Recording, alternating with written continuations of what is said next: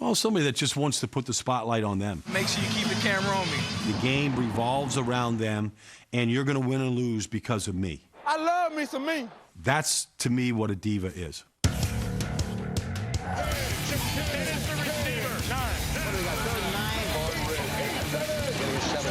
All 6 of you work your tail off. 5 seconds left. 4, you dreaming? 3, 4, number 3. Haven't had any toothbrush in 2 weeks. 4,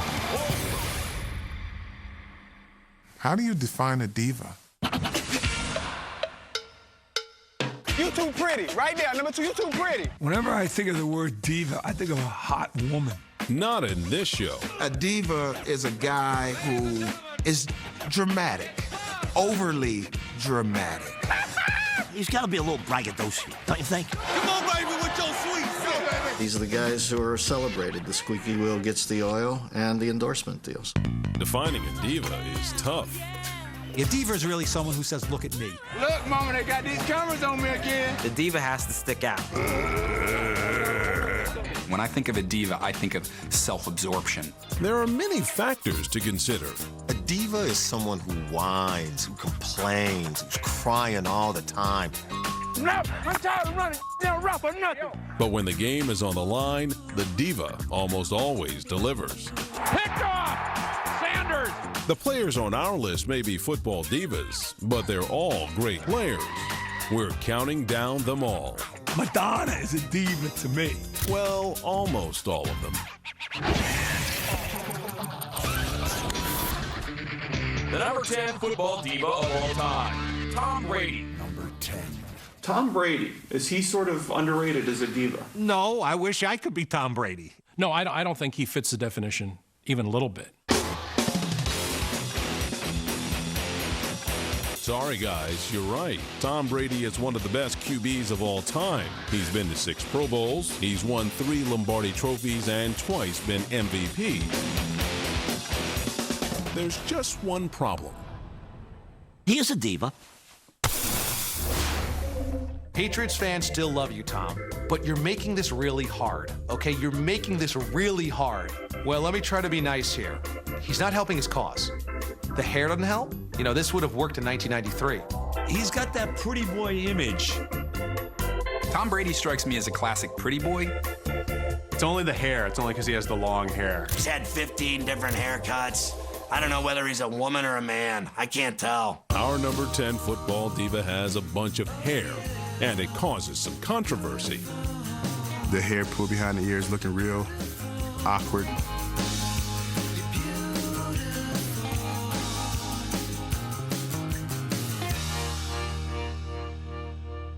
Oh, what are you shopping at Hollister with the other 14-year-olds? Come on. A low-key diva. He's a celebrity. He's kind of caught up in his celebrity status. Calvin Klein, GQ. I think he's definitely a diva. I don't quite get it. And Brady is one of the toughest players at the quarterback position in the National Football League. Whenever I think of the word diva, I think of a hot woman. This former sad sack has a woman most men would like to get in the sack. You can't make fun of a guy that's rolling with that hottie. Giselle Bundchen, and that kind of like negates every awkward, corny thing that he's ever done. There would be 2 hours a night most men would sob that they had married Giselle Bundchen. They just hit their knees and cry and go, for God's sakes, why am I this lucky? My gosh, if you got Giselle on your side and you're in Rio de Janeiro, I don't care how bad you dance. The dancing at Carnival didn't help? Did that terrible dance in Brazil with a scrunchie in his hair. I'm going home with her. You lose. He's got all the cachet. I think there's some green envy behind the diva talk. He's shopping probably right now on Fifth Avenue. Please tell me where I can sign up to be like Tom Brady. He's a diva. I don't look at Tom Brady as a diva. I don't consider him a diva. Not a diva. Gotta work harder. Gotta do more. He's like a half a diva. Is he morphing into diva territory? Yes. Certainly a pretty boy, Brady, no question about it. And if he gets hair plugs, that's just a disgrace.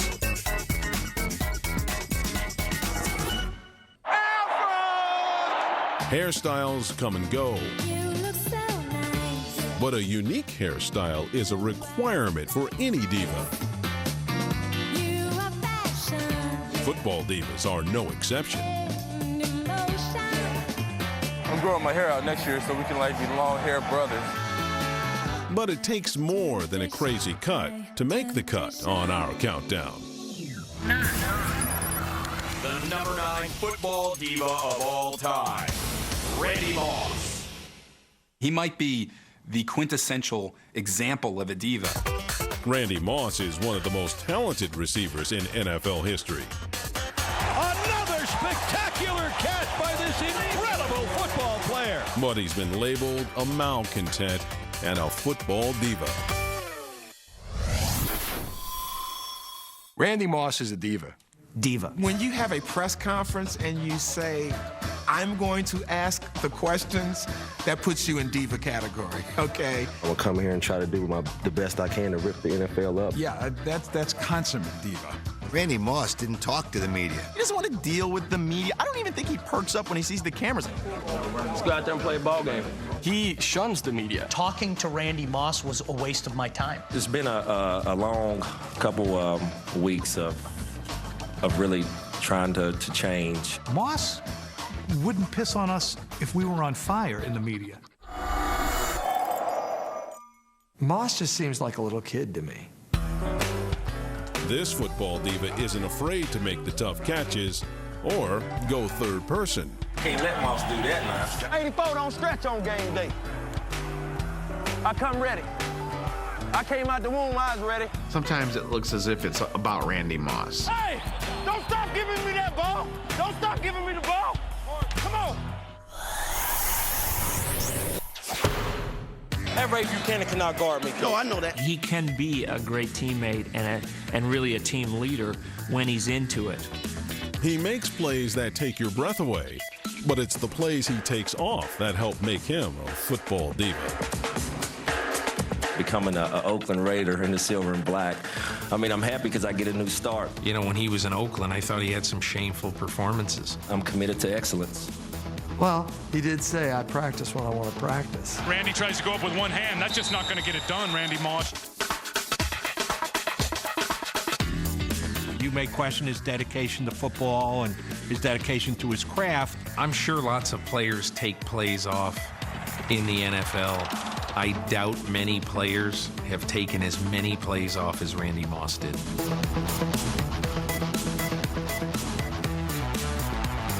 There are times where Randy clearly checks out on the team concept and starts thinking about Randy. You should have told him tail. I thought you told him. No, I told you. He's a diva, but he wasn't as loudmouthed about it. What you done today, Nappy Hill? Huh? What you done today? Self-absorption, showboating. But I think he's misunderstood. He's just this weird guy. He mooned people. That is a disgusting act. Most divas are a little bit likable, and that's kind of what makes it fun. I'm not sure Moss is likable enough. Make that damn official come pry it out of your hands after you score a touchdown. All right, Randy? Make him come pry it off. He's in the top 5 at least. I don't know how he got down that low. How is Randy Moss not in the top 3? I think Moss was just a free spirit. And Randy Moss is right at the top of the list. The number 8 football diva of all time, Joe Theismann. Joe Theismann, obviously a diva. He changed his name. Oh, Joey T. Well, first of all, wasn't his name Theismann originally? First of all, he changed his name from Theismann to Theismann to rhyme with Heisman when he was at Notre Dame. The perception that is associated with that could turn some people's stomachs. I get it. Theismann rhymes with Heisman, even though his name was Theismann. And you start doing things like that at a young age, you probably are a showboat. Yeah, Joe was a diva. Talked a lot. Still talking. Always enjoyed sitting down with media. But then we're the NFC champions, that's all that matters. Now, Joe could talk now. We know that. One time, Sports Illustrated came to interview him in camp, and I said, well, how long are you here? He says, well, I'm going to be here about 3 days. I said, oh, that's good. And he said, well, I got 100 questions. I says, oh, that's good. Never, ever wanted to know questions beforehand because I wanted to see what kind of answers I could come up with. So about 2 days later, I says, how you doing? He goes, I'm only on number 8. He'd have something to say about everything. Has something to say about everything. He just talked all the time. He didn't shut up. I mean, he was a chatter machine. Cocky? Yes. Kathy Lee Crosby and all that. In the early 80s, Kathy Lee Crosby was the host of the hit series That's Incredible. She was also our number 8 Football Divas girlfriend. But unfortunately, like a lot of Joe's marriages, that didn't end up too well. The fur coat. Come on, Joe. I chuckle at some of the things I did. I mean, I had a fur coyote coat. Joe just loved the camera. Joe's hair was always perfect. The only better hair around is Donald Trump's. He had great skin. Joe's nails were good. I'm sure his toenails were done too. I never looked down when I was around him, and he was naked after a game, but... Who gives a off the field? Off the field doesn't matter. All right, let's go to work now. In the Crucible, he was a beast. And he took the most frightening hit ever and had the most frightening results, and he seemed to maintain being a mensch about it. He sustained what is probably the worst injury in NFL history. So there is an element of toughness to Theismann. Played tough football, too. Got himself a Super Bowl. Lob into the end zone. Garrett there. Touchdown. The Washington Redskins have an NFL championship.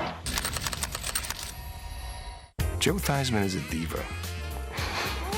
He is a diva in every sense of the word. Joe Theismann is definitely a diva. Yeah, he was a bit of a whiner at times. I never hated Joe Theismann. Give me more Joe Theismann.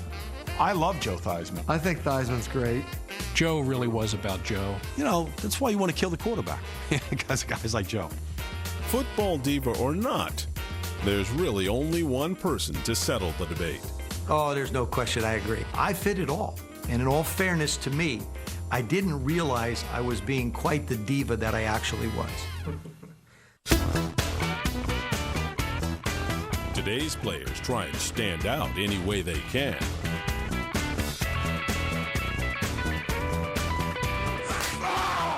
You think God never farted? But old school rules when it comes to football divas. Almost any 70s Raider qualifies. Being a Raider is fortunate for me because I have been off center most of my career, and they've accepted what I am. But it sure doesn't hurt to be on America's team. It's my team.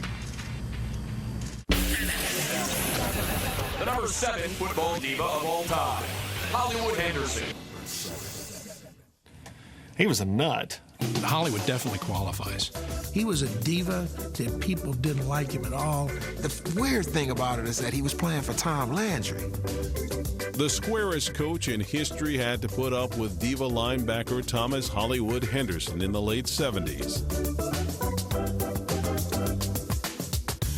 Tom Landry trying to deal with Hollywood. Probably was a thorn in Tom Landry's side with the things he did on the sideline and all the antics. I'm going to slam this over the goalpost for the orange crust after this game. He did it to call attention to himself. World champion! Right. World champion! He was diva 100%. I gotta pass on him. Although anybody with Hollywood in their name, chances are there's some diva tendencies there. You can't have the nickname Hollywood and not be a diva. There was something about Hollywood that was deserving of the name. Yeah, just think about the nickname. Tom, ever since I've known you, you've always been very low-key, very cool, very laid back. Are you really serious about all this Hollywood stuff? Oh, no, Jane, it's a mere myth.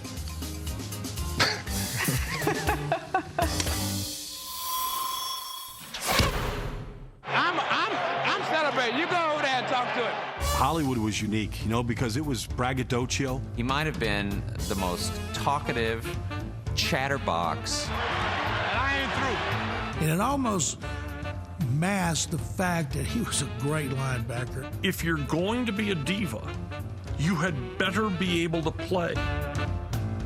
You know, he was a monster. And he let you know everybody wanted 56 because of Hollywood Henderson. He was another guy who could perform. Dallas Cowboys, Thomas Henderson. The guy could play the game. And for a 5 or 6 year run, he was probably the best outside linebacker in football. There was nothing he didn't believe he could do. Now, some of it might have been because of certain vitamins he had running through his body. You know, it might have been a little artificial. Listen, anytime you play in a Super Bowl and you admit in your water bottle you've got tons of cocaine, he was whacked out on drugs. For a few years, he was a really, really good linebacker. He went straight down the tubes like that. Cocaine kicked my butt. I thought I was hip, slick, and cool, and tall, tan, and talented. I was Hollywood. My money was long. I'm strong. I'm a big guy, strong guy. Whip me. Hollywood Henderson was a diva, and he loved every minute of it. Henderson was a diva. Henderson loved the stage. Our number 7 was able to continue his diva life after football by twice winning the lottery. God's favorite player must be Hollywood Henderson because all the stuff that he did when he was playing, to win the lottery not once but twice, means that somebody's smiling on him. Loudmouth, Dallas Cowboys, all the wild nights out, and the fact that his family has won 2 lotteries in the state of Texas since. Hollywood Henderson, he's the epitome of all this. He should be in the top 5. The number 6 football diva of all time, Broadway Joe Namath.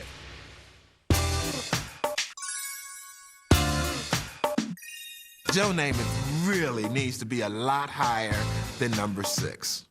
6 is far too low. This was the consummate diva quarterback. When you're talking divas, Joe Namath invented diva. All right, 75 double choice. Flanker, Argo, Adentejo on 2. While there may have been guys who fit that characteristic before him, Joe Namath sort of kicks it off in the color television era. I don't think of him as a classic diva in that he wanted special treatment. I think Joe just kind of blazed a path that it almost commanded special treatment.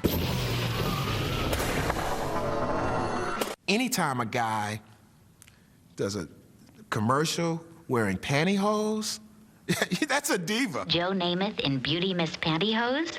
Yes, we did it to prove that Beauty Mist can make any legs look like $1 million.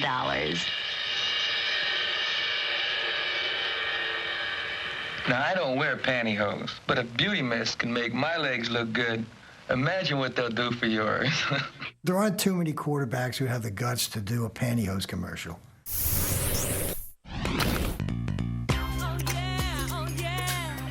Sonny Werblin was a Broadway producer, and he was a guy who understood the mindset of New York. He wanted Joe Namath to be more than just a quarterback. He wanted Joe Namath to be a star. Got to have confidence in your team, got to have confidence in yourself, and if you don't have that confidence, you can't play football. He took the position of quarterback in the NFL, the whole all-American image, and blew it up. You think about Joe Namath with cool hair, and you think about the fur coat back in the 60s and early 70s, ahead of his time. You talk about a player who lived life in the way most people would like to live it for a while. I would have loved to have been Joe Namath just one night. It seems almost un-American to me for a bachelor not to marry, go around having a drink with a lady now and then. I'll call him a diva, and I love the fur coat and the white shoes. I thought all that was cool because he still played, and he played hard.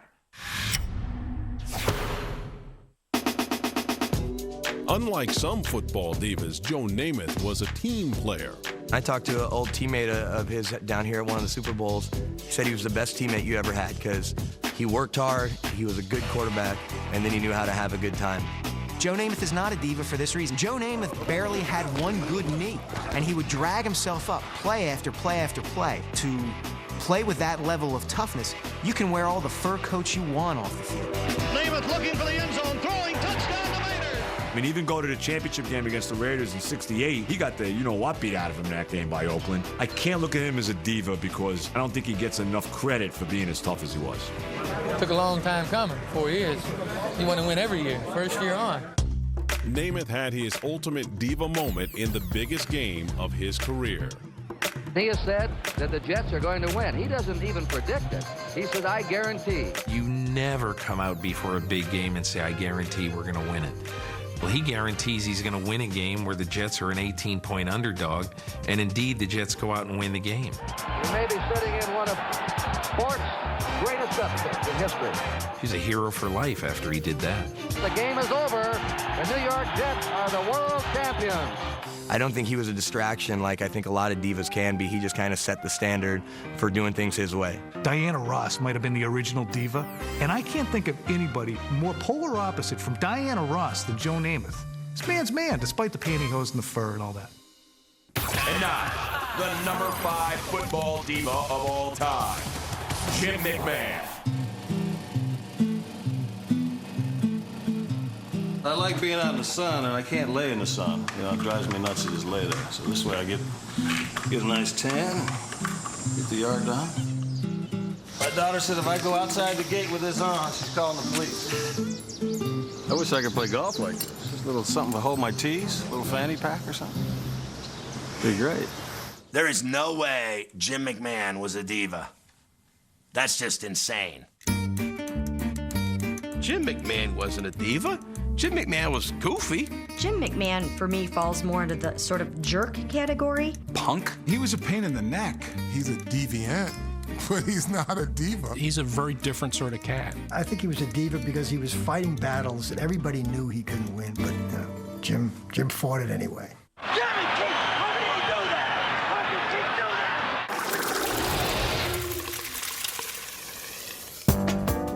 Our number 5 diva is a proud graduate of BYU. I always kept asking myself, how in the world did he ever survive BYU? And coming from BYU, I think he was taking out all those frustrated years of strict discipline and went the other extreme into Chicago. Jim McMahon showed up on draft day and popped open a beer. You know, I was 22 years old. I'd just taken a 3.5-hour flight. I took a 40-minute limo ride to the thing. I was a little thirsty, so I had a beer, big deal. He was Dennis the Menace. If he could get into something, he probably would.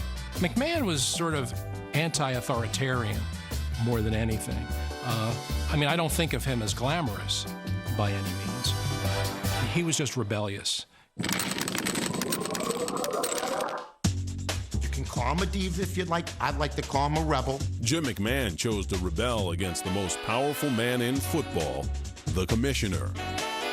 One time he wore a headband that said Roselle on it. He was upset. He was protesting. He was taking on Pete Rozelle and his tyranny against the players. He probably had one of the most famous Super Bowl weeks in Super Bowl history. He mooned a helicopter at one point. I was just letting him know where it hurt. He was not a pretty boy quarterback. Let's face it, he was a rough and tumble quarterback, and he was frankly good for football because he did things differently. Being a football rebel makes you a football diva. Touchdown! Great catch for the touchdown! Great catch! Mike Ditka said, do this. And Jim McMahon did the opposite. And who would defy Iron Mike Ditka? He was certifiably crazy at times. As a coach, I've always liked him. I never understood him sometimes, but he never understood me sometimes either, so it was even. McMahon rolling left, looking to deal. He fires the left side of the end zone.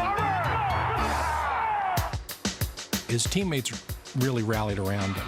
I mean, he was different, but he was smart. He's one of the smartest football guys I've ever talked football with. He had it together a lot more than people realized. McMahon fakes the handoff, fires the right side. Oh, there he goes! Let me tell you this. You're not a diva if all the O linemen and D linemen love you. Jim McMahon is a macho man. The number 4 football diva of all time, primetime Deion Sanders.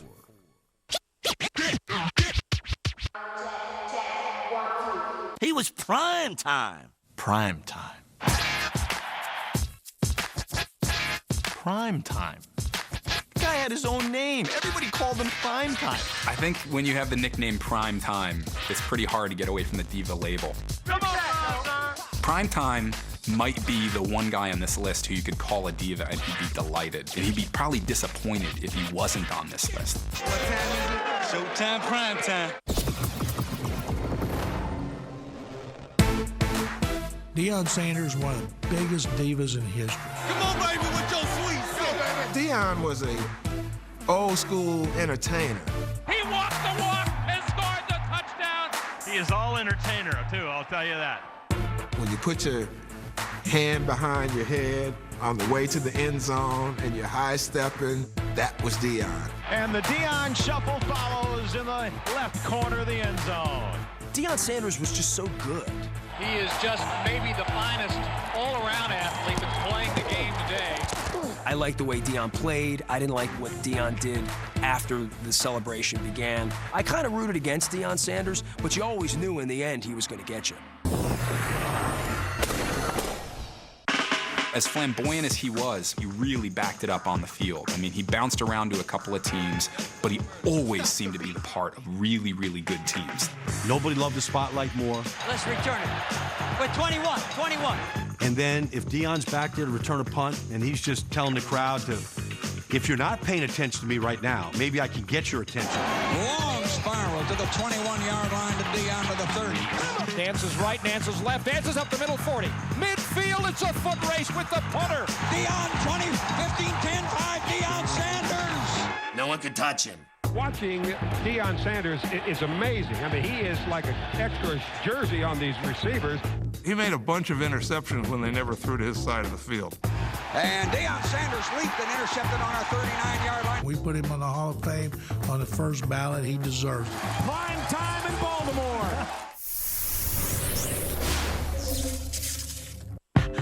I just think he brings a lot to the game in terms of star power, and I think that's good for the game. Our number 4 diva appeared in MC Hammer videos, while MC Hammer appeared on the sidelines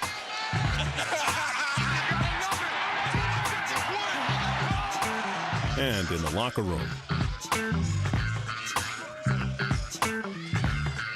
All the practice in the limelight has helped Sanders with his job in front of the camera today.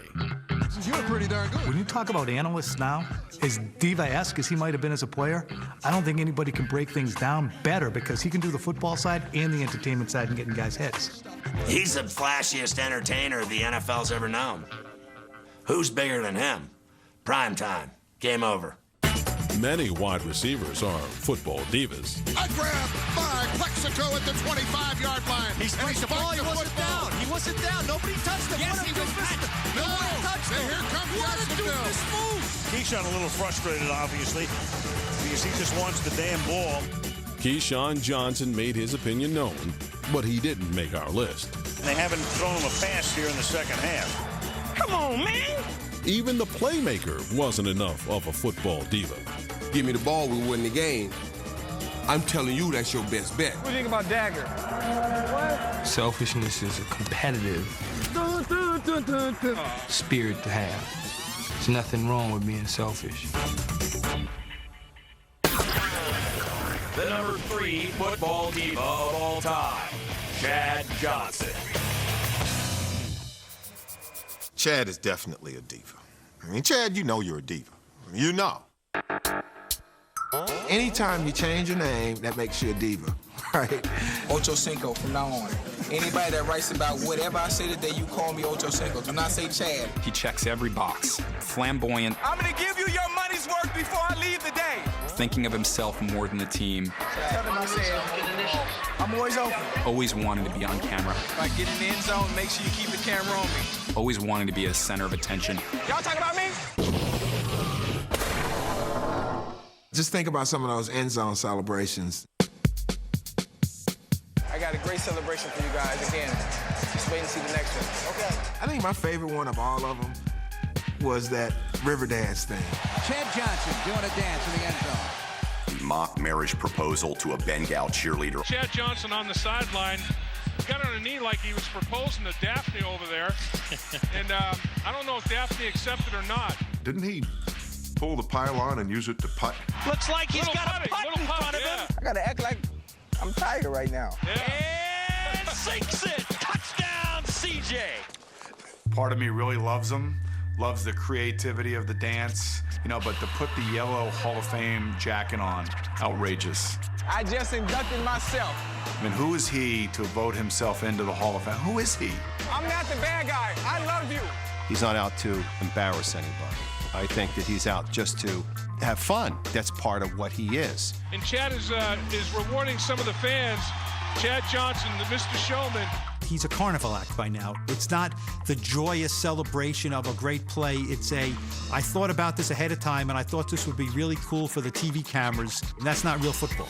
Child, please. A guy who says child, please, in my neighborhood, bro. You know what child please means. Like if somebody come to you, if coach come to you and be like, man, did he cover you? You can just look at coach and be like, man, coach, child please, because you really disrespecting me, right? Child please. Child please. Child please. Where I'm from, that just doesn't go. Not with tough guys, anyway. Man, child please, man. I think Chad's a diva, but I would never question his toughness because I've seen him take some huge hits. Tweeting, checking my tweets.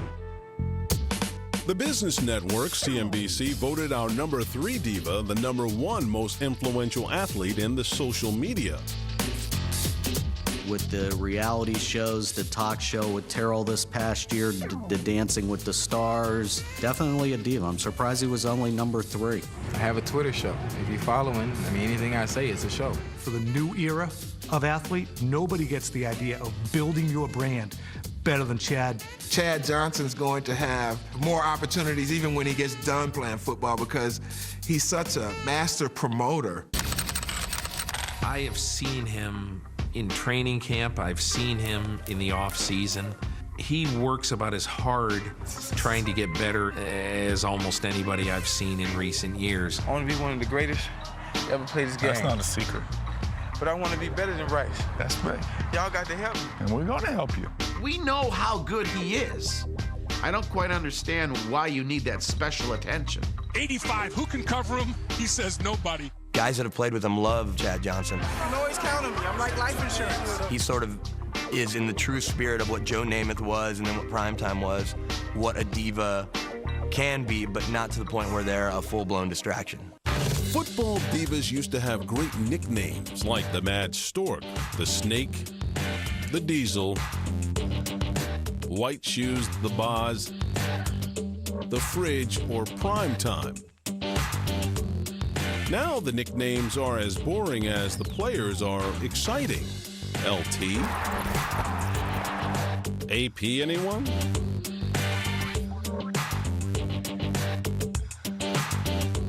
A-Rod? The nicknames are as reserved as players' personalities. Most players, that is. The number 2 football diva of all time, Terrell Owens. Number 2. How can he not be number 1? All I want to know if you got your popcorn ready. T.O. is definitely a diva. I'm not sure he was a diva as much as he was just sort of an odd personality. Terrell Owens is the biggest diva in football history, but he's also the greatest showman. They want a show. They about to get one. I call him more of a jerk than a diva, but you call him what you want. If there's a camera, he's finding it. Look, Mama, they got these cameras on me again. Thank God in the prime of his career there was no Twitter. That's all I can say. He's different, and being different is not necessarily a bad thing. I'm over there slobbing on myself.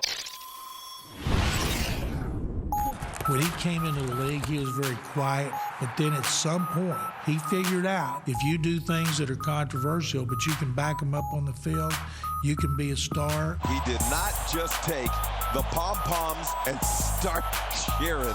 We know T.O.'s got a long laundry list of reasons to be a diva. What was he thinking? Doing a celebration on a star, early signs of being a diva. Crying at a press conference, diva. It's my team. It's my quarterback. Taking a Sharpie out of your sock and signing a football, diva. Is that a pen? Yeah, he had a pen in his sock. That's a first. It just seems with Terrell that things rarely are his fault. They can hate me all y'all want to, but you can't stop. Terrell Owens has been suspended by the team. He was never shy when things were going bad about speaking up and saying that, you know, the house is on fire and I'm the only one who sees what's going on, and so I have to speak my mind. Rap, I'm tired of running. You know, rap or nothing. Come on, man. I know how to play football, man. Y'all tripping now. Only thing that was a little strange was the sit-ups in the driveway. But hell, If I look like T.O., I'll probably take my shirt off and do sit-ups in the driveway, too. I love me some me. I'm in a league of my own. They ain't ready for me. Our number 2 diva, Terrell Owens, has become a bit of a football nomad. Despite a reputation of clashing with the quarterback, I was open, Jill. another team signs up for him. Talk to him, coach. I mean, he wants to be quarterback. He wants to be the loudest voice in the huddle. We've learned traditionally that really doesn't work. And Donovan's just trying to get away from him and find some peace, but he will not let it rest. In some cases, you wondered if things got blown out of proportion just because it's T.O. Put that in your pipe and smoke. The one aspect in which Terrell Owens was not a diva was in Super Bowl 39, when he went out and played on that broken ankle with the screws in it and caught 9 passes from Donovan McNabb. Terrell Owens caught the pass, did a pirouette, and took off for 37 yards. I'm gonna have a leg and they can't stop.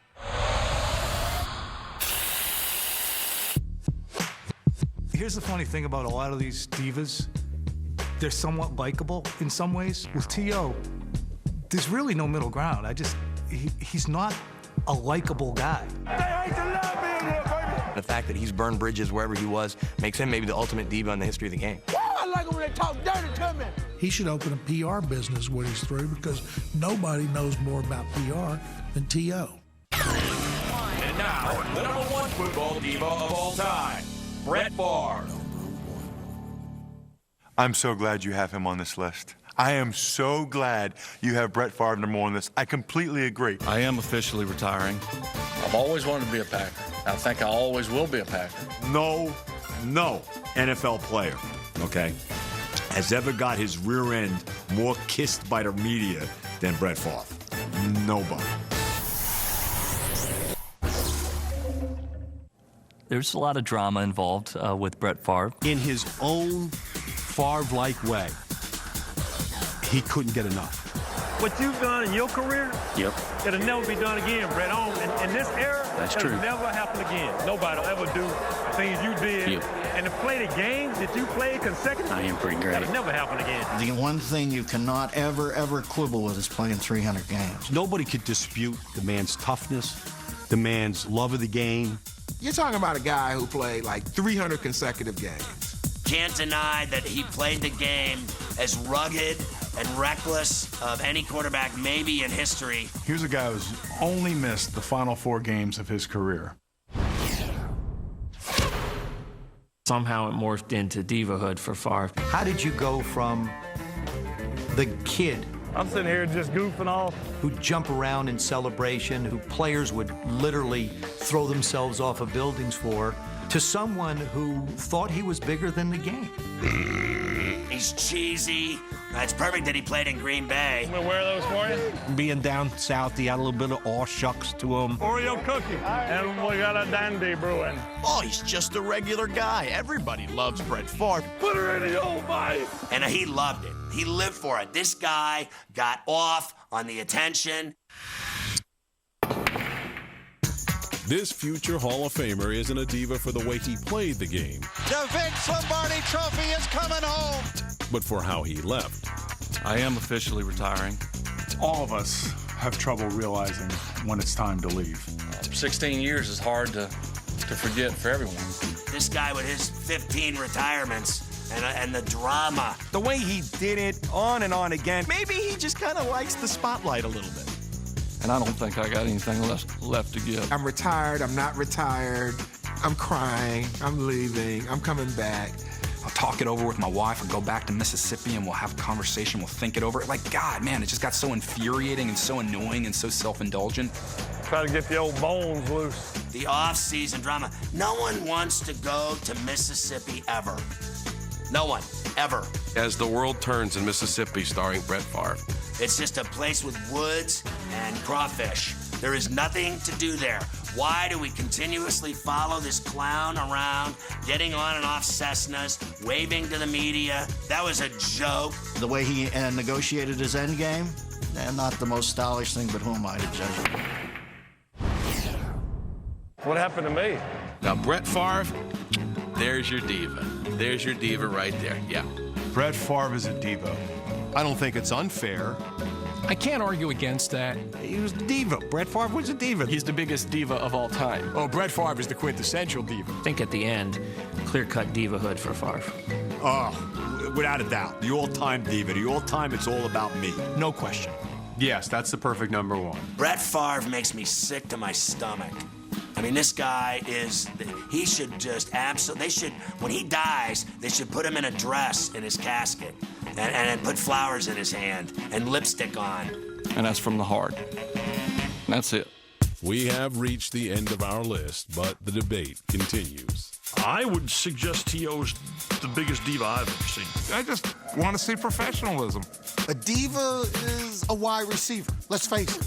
But it seems that position just kind of breeds divas. The only reason people cared about anything about a diva is that they could play.